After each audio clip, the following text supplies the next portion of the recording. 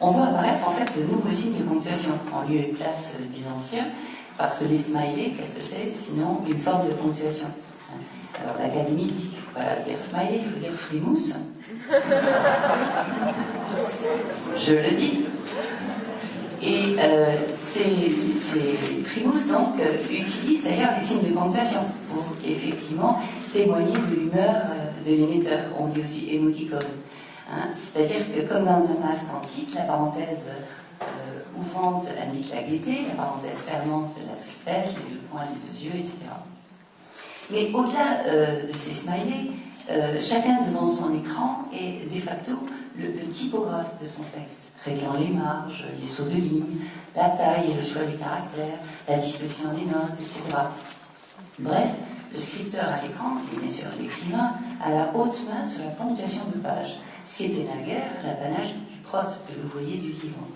Maïs de Carangal nous expliquait l'an dernier, lors des rencontres avec le master métier d'écriture, combien ces questions étaient très importantes pour elle. À quel moment est-ce qu'on fait rentrer à quel moment est-ce qu'on saute une ligne, etc. Et par exemple, Naissance d'un pont présente des variations dans la présentation typographique qui sont entièrement réglées par l'auteur. Tantôt les paragraphes sont séparés par un retour à la ligne, tantôt on a une séparation plus marquée avec un saut de ligne, tantôt pour les chapitres on a un simple saut de page, tantôt on a un titre qui s'inscrit ou non sur la belle page, la page de droite. Vous voyez, cette ponctuation de page, elle est le fait de l'auteur. Et Antoine Volodine, dans Terminus Radieux, a accordé, moi je l'avais vu en regardant le livre, un soin tout particulier à la ponctuation de page.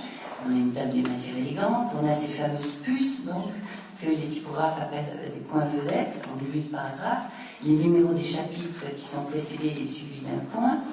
On a aussi des variations dans le choix des caractères pour lorsque résonne une certaine voix, quand il y a des phénomènes de polyphonie. Bon, puis alors on a appris ce matin que ça allait beaucoup plus loin, puisqu'il y a 343 sous-chapitres et qu'il y a 777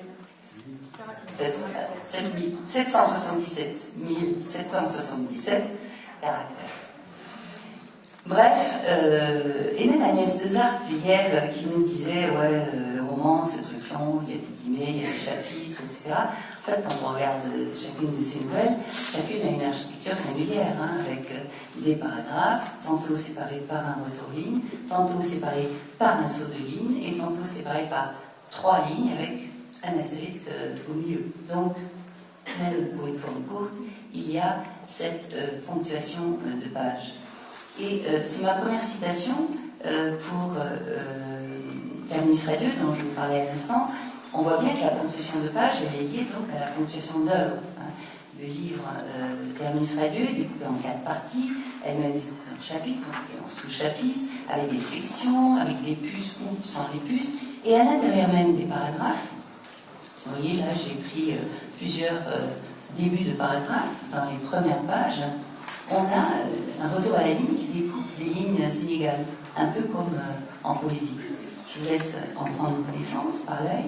C'est la citation en 1.